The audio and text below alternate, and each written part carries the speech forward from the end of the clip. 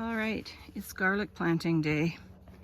It is October 14th, perhaps a little later than I probably should have planted garlic, but we did get it all in today. I have other videos that show the actual planting of garlic, and I can put the playlist for that up in the corner, but for today, I'm just gonna go through and talk about what varieties we've planted and how many of each. This is probably more for my records than anything else, so I can look back and recall what I've done. Anyway, this bed right here has exactly 200 of our garlic cloves, the ones that I've been planting for several years now. And so we've got 4 rows and we've got 200 in this bed. And this year we went to the Grinrod Garlic Festival. So we were able to acquire some different varieties of garlic, and we're going to test them out and see how they do.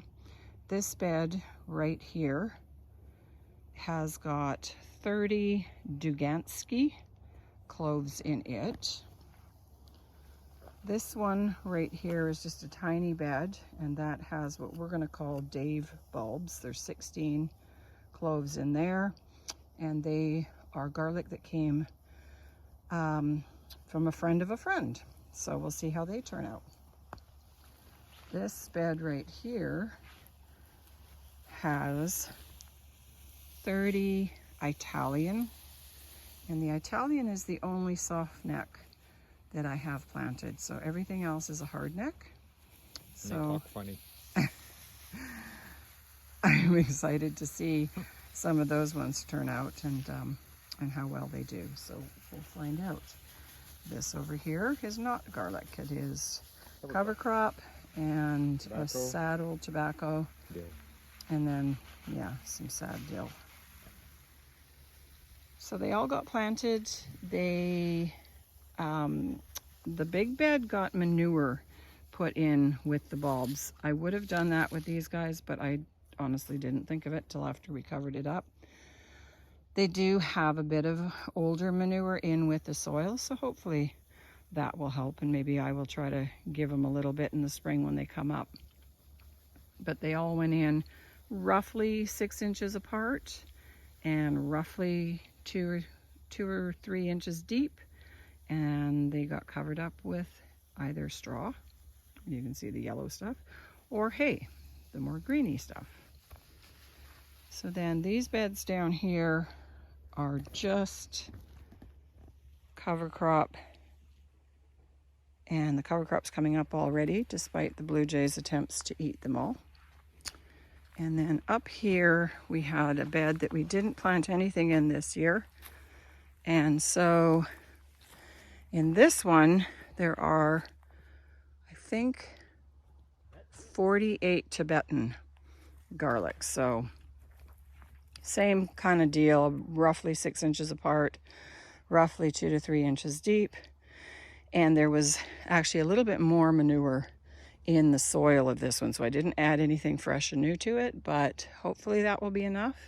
And then covered that one with straw. Those 2 beds up there are empty. That's where the garlic was this spring. And so that's currently got cover crop on it. It's getting all ready for winter. This is the tomato high tunnel. For a whole variety of reasons, I didn't do any garden update videos this year. But I will go through at this point. It's not very exciting because mostly everything's done. Like I said, it's like October 14th, so really we should be pulling everything out. But the weather's gonna stay above freezing for a few more days, so we might as well let it do its thing. So the black plastic on the back helps to retain some heat, as well as the plastic overhead. The tomatoes did phenomenally well this year. We've got a new setup for trellising them. So Brent built these little frames, put these logs, there's 2 of them, and then I tied some jute twine all the way down and strung them up. And that has worked great. I will definitely do that again. The theory is that you can just cut these guys and put it into the compost and they will break down. I think so far we have gotten around 70 pounds of tomatoes.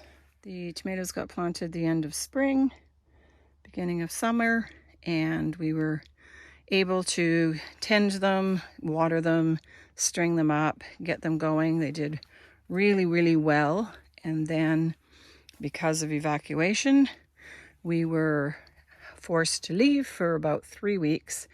And during that time, they were on a drip irrigation line, and it seemed as though that did fabulously well. They didn't really need us after all.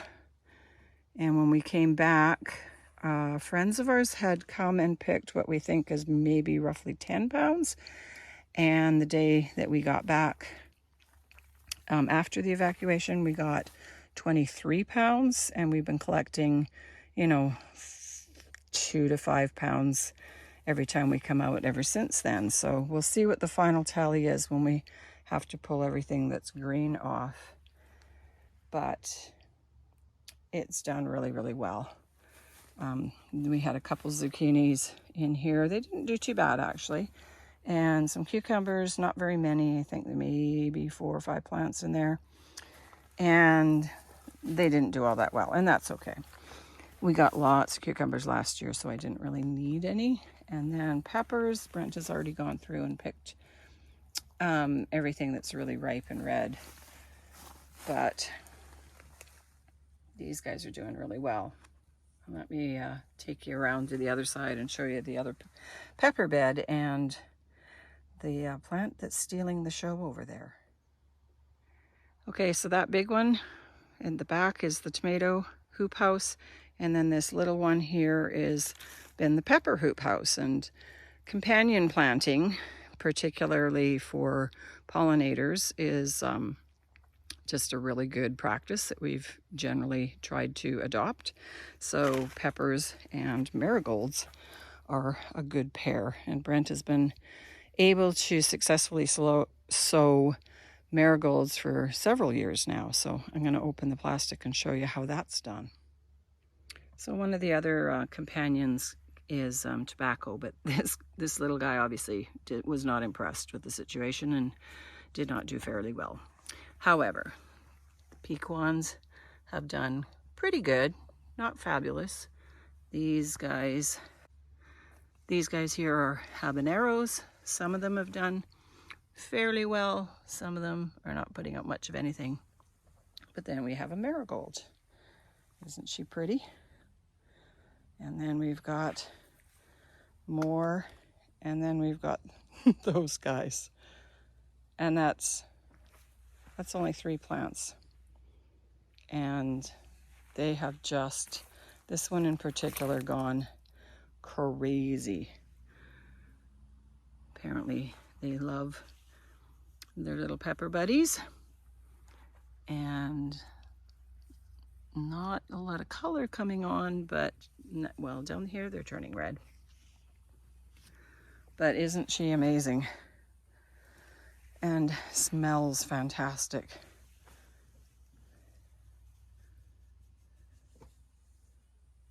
So yeah,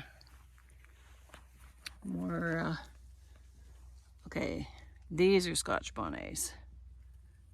Some of them are huge. I actually didn't think they grew to be that big. But anyway, that's it. That's the pepper bed. So that's it.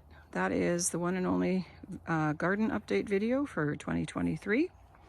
And we are looking forward to next year being a better year. That's what all gardeners say, is onwards, upwards, and see what happens next year. Anyway, thanks for watching. Bye-bye.